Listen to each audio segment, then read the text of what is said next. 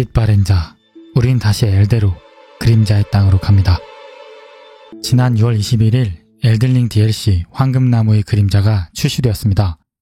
출시를 앞두고 메타크리틱 95점, 오픈크리틱 94점을 받으면서 상당히 높은 점수에 사람들의 기대감이 올라갔습니다. 물론 최근에는 드래곤즈 도그마 2나 스텔라 블레이드 같이 평론가 점수와 유저 점수 간의 차이가 크게 나타나는 경향이 있어서 딱히 메타크리틱 점수를 신뢰하지는 않게 되었지만 그럼에도 기대할 수밖에 없는 높은 점수였습니다. 그런데 지금은 조금 평가가 복합적인 상황입니다. 리뷰를 시작하면서 그 이유에 대해 가장 먼저 다뤄보겠습니다. 맵습니다. 정말 맵습니다. 앞서 엘든링 DLC 평가가 상당히 좋다고 말씀드렸는데요. 그건 출시 직전이었고 최근 스팀의 평가는 잠시나마 복합적인 상태였습니다. 현재 메타크리틱 유저 점수도 8.2에 그쳤습니다. 아마도 이건 상당히 매운맛의 난이도 때문인데요. DLC를 한다는 것 자체가 이미 본편의 조건을 만족한 유저이고 그만큼 엘든링에 익숙한 유저임에도 불구하고 많은 사람들이 높은 난이도에 힘들어하는 모습을 보였습니다. 왜 그럴까요? 그 이유는 저는 두 가지 정도로 생각합니다. 우선 첫 번째, 그림자의 땅의 특별한 난이도 조절 방식 때문입니다. 바로 그림자의 땅의 가호와 영혼제의 가호, 이 두 가지 강화 아이템 때문인데요. 그림자 나무의 가호는 플레이어를, 영혼제의 가호는 영체와 영마를 강화하며 공격력 및 경감률을 높여줍니다. 그런데 이게 부수적인 강화 옵션이 아니고 사실상 필수로 모아야 하는 아이템이기 때문에 문제인데요. 해당 가호 수치를 올리지 않으면 플레이어의 공격력이 부족한 것은 물론이고 적들로부터 받는 데미지도 굉장히 아프게 들어오기 때문입니다. 본편을 씹어먹을 정도의 세팅을 하고 있던 기존 유저들이라 할지라도 DLC를 입장했을 때는 뉴비처럼 힘들었던 이유가 바로 이런 부분이라 생각합니다. 조금씩 DLC 시스템에 익숙해진 유저들은 가호를 파밍하기 시작했고 이제야 조금씩 할만해진다는 의견이 나오고 있는 실정입니다. 아무래도 엘든링 개발자들 입장에서는 고민이 많았겠죠. 이미 수회차를 돌리고 고레벨이 된 고인물 유저들이 겪을 플레이 경험과 반대로 저회차의 낮은 레벨 또는 이번에 입문한 뉴비들이 겪게 될 플레이 경험 간의 격차를 좁히고 싶었을 것 같습니다. DLC 플레이에 있어서 형평성의 밸런스를 맞추려는 노력이 아니었나 싶네요. 하지만 가호 아이템을 파밍하기 어렵게 해놓았다는 점과 더불어 가호에 너무 의존하게 만든 시스템은 결코 성공적인 난이도 조절은 아닌 것 같습니다. 그리고 두 번째 이유는 보스전 난이도를 너무 높여놨다는 것입니다. 저는 소울이라는 장르가 반복 학습을 통해 플레이어가 성장하는 게임이라고 생각합니다. 지금 보스전 이야기를 하려고 하지만 탐험을 먼저 이야기할게요. 탐험 과정에서도 처음 가는 길에는 여러가지 함정이 있습니다. 기믹도 있고요. 이때 플레이어가 처음 가는 길이라면 함정에 당할 수밖에 없습니다. 하지만 이후 다시 그 길을 지날 때 함정이 있다는 것을 학습한 플레이어는 함정에 걸리지 않겠죠. 보스전도 마찬가지입니다. 보스의 패턴을 익힐 때까지 우리는 계속해서 유다히를 만날 겁니다.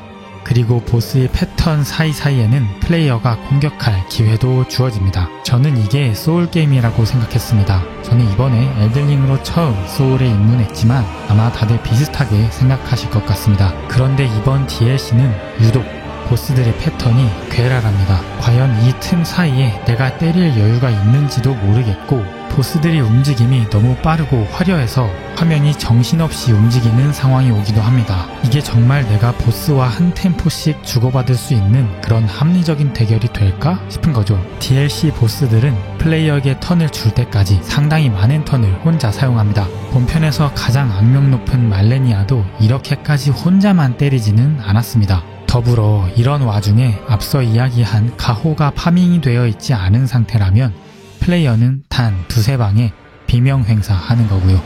특히나 시작하자마자 돌진하는 보스의 패턴에 영체를 소환할 시간도 주지 않는다는 점이 좀 너무했다는 생각도 들었습니다. 그러니까 우리가 소울게임을 하는 건 매운 맛이지만 맛있게 매운 것을 원해서 플레이한다고 생각합니다. 그런데 이번 DLC는 아무래도 맛은 모르겠고 일단 맵게, 아주 맵게 만든 것에 집중한 것 같습니다. 사실 게임은 재밌게 즐겼습니다. 정말 재밌게 즐겼는데요. 난이도 이야기를 하다 보니 좀 부정적인 소감만 남긴 것 같습니다. 그럼 이제 좋았던 점에 대해서 한번 이야기해 보겠습니다. 여전히 아트워크는 대단합니다. 제가 지난 스텔라 블레이드 리뷰에서 아트워크가 좋다고 했는데요. 프롬은 시프트업보다 한 수 위였습니다. 어떻게 이런 아트워크가 나올 수 있는지 정말 신기하고 엘든링 디자인팀의 상상력은 참 뛰어나다는 생각이 듭니다. 열심히 탐험을 하던 와중 한눈을 팔게 만들 정도로 아름다운 배경은 지쳐있던 빛바랜자의 심신을 달래줍니다. 사실 제가 플레이하면서 너무 힘들 때 배경 보고 힐링했거든요. 물론 항상 아름답진 않습니다. 이렇게 어마무시한 환경을 보여주기도 하니깐요.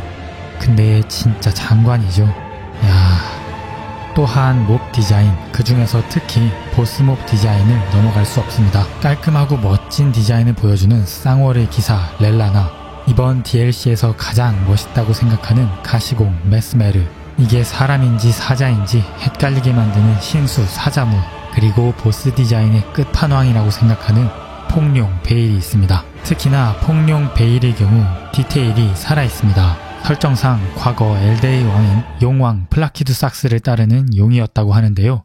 어떠한 이유로 반역을 일으켜 플라키두삭스와 전투를 치르고 서로에게 치명상을 입힌 것으로 보입니다. 왼쪽 다리가 잘려있고 날개도 훼손된 모습인데 가장 큰 특징으로 베일의 목을 문 채로 여전히 남아있는 플라키두삭스의 머리가 있습니다. 서로에게 엄청난 치명상을 입힌 것을 이렇게 디자인 하나로 표현한 겁니다. 물론 제일 멋있던 건 배경음악 말해 뭐합니까? 웅장 그 자체입니다. 제가 지난 스텔라 블레이드 리뷰를 하면서 다른 게임과 다르게 가슴이 웅장해지는 음악 같은 게 없다고 했죠. 엘든링은 완전히 명백히 전형적으로 웅장한 게임입니다. 특히 보스전에서는 가슴이 웅장하다 못해 심장이 터질 것 같은 음악이 나옵니다. 예시 장면 몇 개 보고 넘어가겠습니다.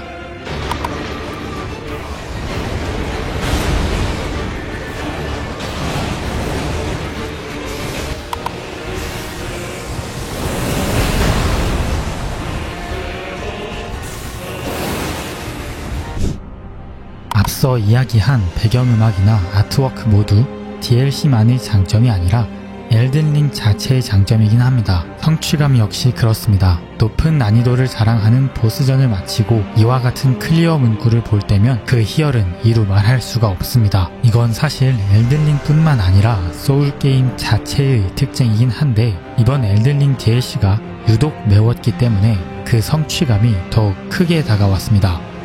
앞서 난이도에 대한 아쉬운 이야기를 했고 장점으로 엄청난 성취감도 있다고 했습니다. 하지만 이걸 또 먹으라고 하면 글쎄요, 잘 모르겠습니다. 너무 힘들었어서 당분간은 플레이하지 않을 것 같습니다. 제가 개인적으로 소울게임이 맞지 않을 수도 있고요. 아무튼 난이도 조절에는 실패한 것 같다는 생각은 여전합니다. 아마 머지않은 날에 밸런스 패치가 진행되지 않을까 싶습니다. 라고 스크립트를 짜고 녹음도 다 해놨는데 영상을 제작하는 와중에 정말로 패치가 이루어졌습니다. 6월 26일자 1.12.2 버전 패치입니다. 제가 뭐 대단한 예상을 한 건 아니죠. 누구나 예상할 수 있던 결과로 보입니다. 패치 내용은 가호 강화의 상승 곡선을 상향 조정한 것으로 확인됩니다. 앞서 엘든링 디렉터인 미야자키는 난이도를 낮출 계획이 없다는 인터뷰를 하기도 했는데요. 난이도로 인한 혹평이 쏟아져 평가가 안 좋아지고 있는 이런 상황에서 더 이상 고집을 피울 수는 없었던 것 같네요. 사실 스토리는 프롬의 소울 시리즈의 특징인 것 같습니다. 당최 무슨 이야기를 하는지 알 수가 없습니다. NPC마다 자기 할 말만 하고 조각난 이야기를 들려줍니다. 그 이야기들이 모이고 모여 유저들이 직접 상상의 나래를 펼쳐 스토리를 만들어가죠. 프롬이 공식적으로 밝힌 엘든링의 정사는 없기 때문에 본편의 스토리에 대해서도 유저들마다 이야기가 다양합니다. DLC도 마찬가지입니다. 엔딩이 여러 개는 아니지만 어떻게 그런 결과에 도달했는지 중간 과정이 많이 생략되어 있습니다. 유저들은 본편의 내용을 포함해 그저 유추할 수 있는 정도이죠. 물론 이렇게 스토리를 유추해가는 과정 자체를 즐긴다고 하면 장점이 될 수도 있습니다. 그리고 번외로 DLC의 엔딩은 다소 충격적입니다. 정말 멋진 게임이고 올해 정말 크게 기대한 작품 중에 하나였던 엘든링 황금나무의 그림자였습니다. 분명히 재밌기는 했습니다. 그러나 제가 엘든링 본편을 하면서 즐거웠던 것이 남아있는 건지 아니면 DLC만으로도 재밌다고 할 수 있을지 잘 모르겠습니다. 제 생각엔 아무래도 DLC는 본편에 비해 훨씬 더 자극적인 게임이 된 건 맞지만 더 나은 게임이 되지는 못했다는 생각이 듭니다.